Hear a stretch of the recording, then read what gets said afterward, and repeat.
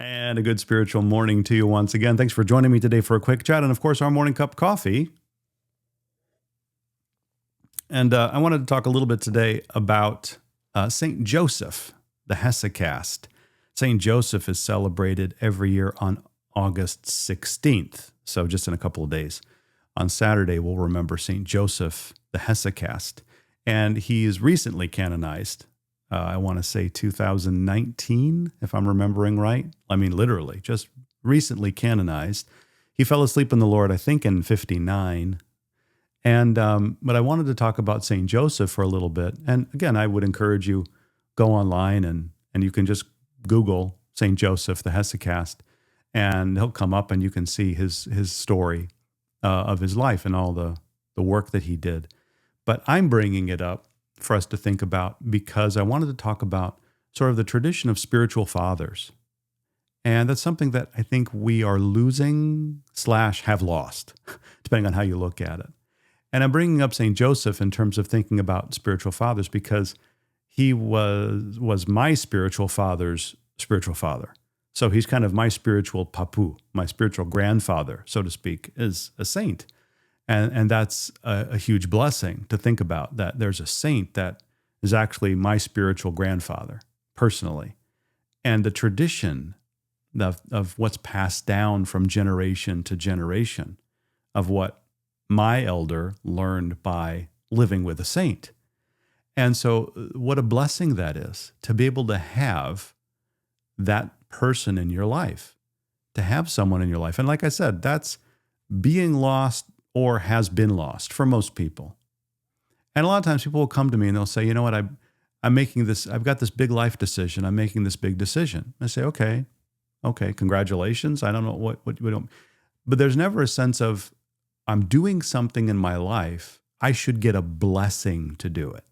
That's this weird sort of orthodox fundamentalist concept to some people.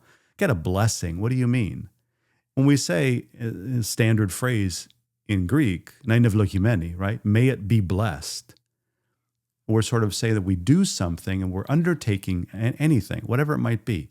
Someone's starting a new job, starting a new program in school, moving, a new relationship, any sort of change, anything that you're doing in your life, any big thing, you want God's blessing on it. And you sort of are wondering, well, I wonder if this is the right thing. People are constantly wondering, is this the right thing? And I guess the question is, well, who did you ask? Who's counseling you that might be the right thing? Most of us aren't in therapy, so you probably don't have a counselor that you're doing. Maybe you bounce it off people around you, maybe loved ones, and you talk to them.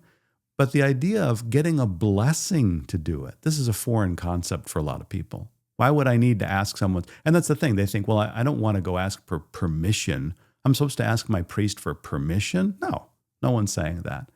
It's saying, isn't it nice to have someone to sit down and talk to about it whose perspective is oriented toward heaven and whose care for you and love for you doesn't have any sort of ulterior motives. They're just trying to make sure that you're healthy and happy, but also that you're orienting your decisions toward getting you to heaven. And to have someone to say, Father, I'm thinking about this. What do you think? Just ask. And to have a spiritual father and a father confessor to go to say, hey, what do you think about this? And more often than not, I'm just sort of informed. And I say, gosh, I wish they would have asked. Because a lot of times I can see, especially younger people, when I say younger, I mean, under 40, making big life decisions, sometimes older. And I can see a mile away, wow, that's a huge mistake. They really should not be doing that. And I have a whole litany of reasons why that I would love to share with them, but they don't ask. So I see them make the decision. I see them make the mistake. I'm not going to correct them. I'm not going to say, hey, you're going to quit your job to do what? You shouldn't do that. You're going to leave this relationship. Why? You shouldn't. I can't do that because they're not asking me.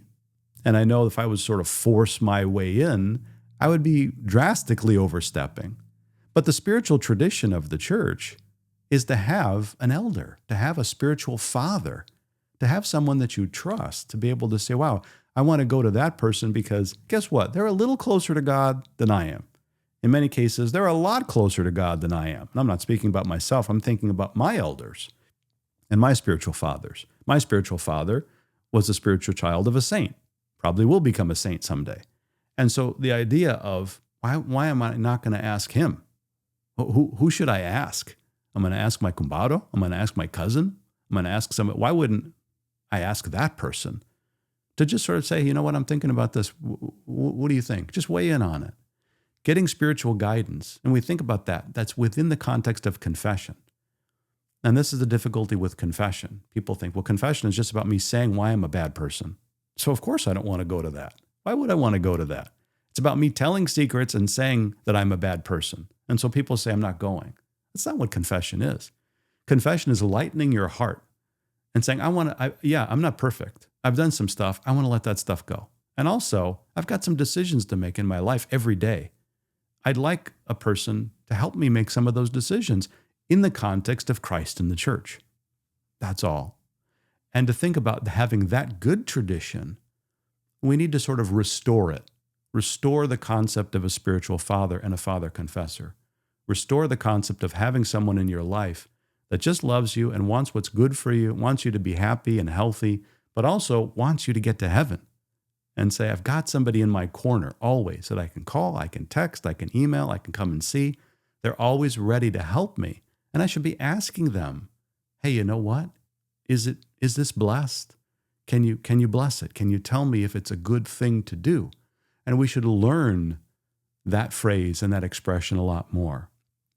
And we should be asking for that blessing in our lives generally, but also when we have to make decisions in our lives so that we can get closer to Christ and do that each and every day. Amen.